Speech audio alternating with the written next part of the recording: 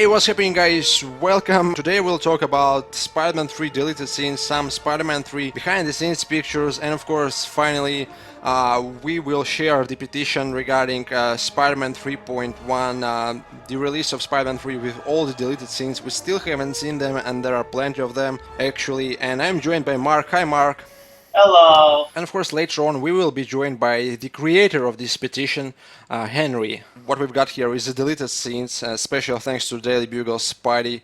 Now, what do we see here, Mark? What we're seeing here are the deleted scenes that were never made into the final cut. However, they were made into some novels, some storyboards, the leaked trailer, and some other Team Spotted trailers as well. And we also seen some set photos that we thought they were going to be in the movie. However, they're not, especially with Sammy and Tergang, a doctor who can help cure his daughter's illness. There's also some extended shots of Venom and Peter in the mirror, and some subway sequence as well, and the Spider-Man saving the baby, a kid hanging upside down, and this picture with kid hanging upside down. I'm pretty sure that's supposed to be like one of the opening shots of the film, where Spidey saves a kid. I'm pretty sure something like that could have been in the Amazing Spider-Man 2. Well, it is something like that at the end of the film. Very interesting there, extended Harry and Peter Ellie fight. Yeah, that's interesting. So many stuff we haven't really seen in the film. Alright guys, now we are joined by Henry,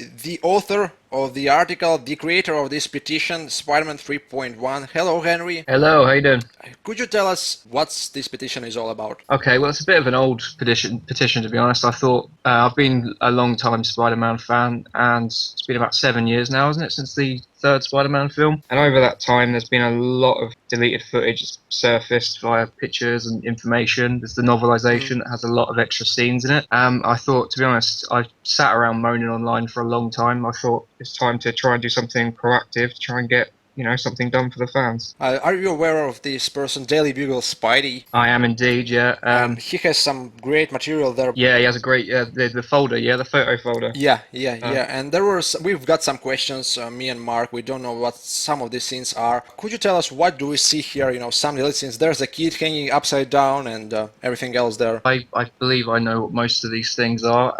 The kid hanging upside down, for instance, I believe takes place pretty early on in the film. It's a part of the intro of the film. It's in the novelization. It's a little bit more about Peter Parker feeling okay with himself and happy with his position, and the positive reactions to him. There's a kid hanging from a tree pretending to be Spider-Man. It's as far as I know, it's a pretty brief shot, really. It's just a sort of montage at the beginning of how the city's begun to accept him. And Spidey is swinging through daytime wearing his black costume. Do you know when it was supposed to take place in the film? That's actually one of the few things I really don't know. The only thing I can think is possibly him travelling to Harry Osborn's mansion after finding out that he's put Mary Jane up to breaking up with him. And the scene with daughter building a castle out of sand. Yeah, that's quite a significant change from the film. That takes place after Spider-Man believes he's killed Sandman in the subway tunnel. Yeah, because we've seen the concept artwork of this scene particularly. And also, Henry, there is a shot of Toby trying to get rid of Symbiote. Is it the extended scene where a part of Symbiote sticks to his costume while fighting Venom? It would appear so, yeah. It looks like the final action scene in that film was quite a lot different in different places. In the novelization, Eddie Brock, when he's separated from the symbiote, he doesn't survive. The symbiote actually oozes him out, and it's just a smoking skeleton left. And I assume, because there's not a lot reported on it, that there is a moment where the symbiote tries to reattach to Peter. That's the only shot I could find of that. Apparently it was on a leaked SDCC trailer at some point, but I couldn't find it online. You can find it on the internet if you Google and stuff. I've been pillaging as much as I can. I'm pretty sure at this point they don't really care, I think. Right, Mark? Exactly, yeah. Yeah.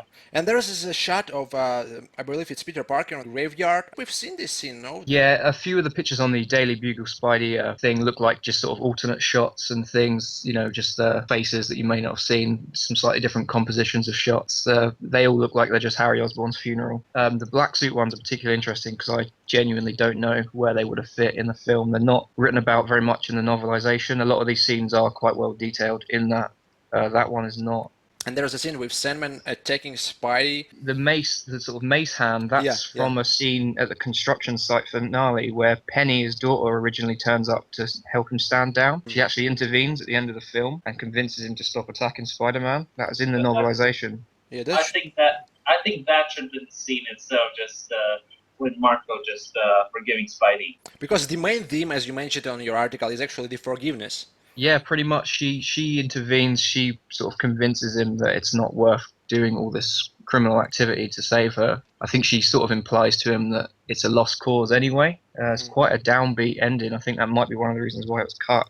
And also, Henry, there's an article, or actually Wikipedia. It mentions that Alvin Sargent originally wanted to create Spider-Man 3 in 2 parts. Is it true, or it's just a rumor? It is true. I don't think it was considered for long. I'm getting a lot of my information from the hardcover book that accompanied it, the making of Spider-Man 3. I think it's called the Spider-Man Chronicles. It's a very interesting read. It's where a lot of my article came from, because they spent a long time trying to pitch what happened, because the original pitch had Vulture and Sandman as villains, and Sony were insistent that Venom would be included. So they kind of went back and forth with a lot of ideas. There was a 3 and 4 briefly considered. I think, if I remember rightly, Sam Raimi sort of didn't want to do that because he didn't want to leave the audience sort of in a part 1 kind of situation, yeah. Because he wanted because Sam Raimi loves Vulture. He wanted Vulture for Spider-Man 3. He had Ben Kingsley lined up, and then for Spider-Man 4 he had John Malkovich, I believe, lined up for Spider-Man 4 as well. And there were some rumours then about Vulturous being put in that film, but I don't know whose idea that was. That might be one of the reasons why Sam Raimi left, because he wasn't happy with the script. And Henry, do you personally believe that, currently we've got this petition, The Amazing Spider-Man 2 Director's Cut. After so many years, do you believe that, well, you probably do, that there's actually a chance to get their attention after so many years, especially now that they're so busy with the new franchise? To be honest, I don't want to go out and say, yeah, it's totally going to happen. I've emailed them before, Sony, and they've said never say never. They like to re-release the Blu-rays a lot. We know so they actually replied to you? Yeah, I actually did manage to get hold of them. I asked them, I said about how there's never been any deleted footage put out, and they said there's no plans in the immediate future, but never say never. And honestly, it's a really positive thing, I think, on the internet. A lot of people like to moan and sit back and moan, and that's all they do. It's quite fun just to do something that feels proactive, let them know we want it. I mean, if nothing happens, then at least we had a try. Also, Henry, Mark has something there. I'm not sure if you've seen it. Mark, tell us about these pictures you've got with Eddie Brock's teeth there and everything. I'm pretty sure they're just these production footage, how they made the teeth. Yeah, I've seen that one. That one's actually in the book as well. Yeah. I'm wondering, there was the release of the Spider-Man trilogy on Blu-ray like 2 years ago. How come they haven't really included this material there? To be honest, I don't really know. It might have been a casualty of Spider-Man 4, to be honest, because 2.1, the extended release of the second film, actually came out. It was timed with the release of the third, so there's always a chance that maybe they would have revisited it in the future if Raimi had stayed on. But it doesn't seem like something, maybe it was a Raimi thing, he wasn't too interested in releasing deleted scenes, because it didn't happen too much. It's happening a lot more with Mark Webb, and Well, it's something I'd like to know the answer to, really. As far as I know, originally Raimi didn't really want to include Venom. It was Avi Everett's decision, basically forced decision there. Yeah, and absolutely. We just discussed with Mark that if movie would have been in basically in two parts, Alvin Sargent mentions that the reason he couldn't come up with 2 parts because he didn't know how to end the first one, the perfect ending climax there. And I just suggested that why not show Eddie Brock transforming into Venom? And then there's part 2 only about, Venom and Sandman, whatever there. It would give Venom more screen time, definitely. Absolutely, yeah. It seems like the logical place to end it. I guess just in terms of theme, they didn't really know where they could close off the first chapter in a satisfying way, but it definitely would have helped, I think, the story they had to give it a little bit more time to breathe. One of the versions of script for Spider-Man 4 actually included the Lizard. Yeah, it seems like he's really the one character from the trilogy that was sort of left unexplored, I think, Kurt Connors. I'm not sure why he wasn't the obvious choice for 4, to be honest. He came up, I've read interviews where Raimi said he would like to have done Lizard, but it seems like he wasn't really considered very largely for Spider-Man 4.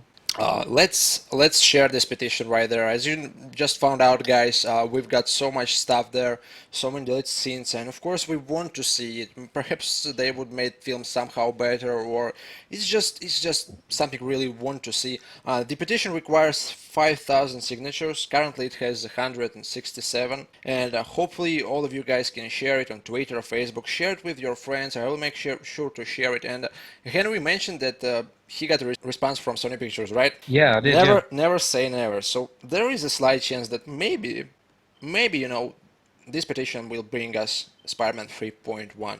And thank you for joining, Henry. Thank you. No problem. Thanks for having me. Yeah, thank you, Mark. Thanks. And let me know what you guys think down below. Don't forget to sign the petition, and I'm out for now.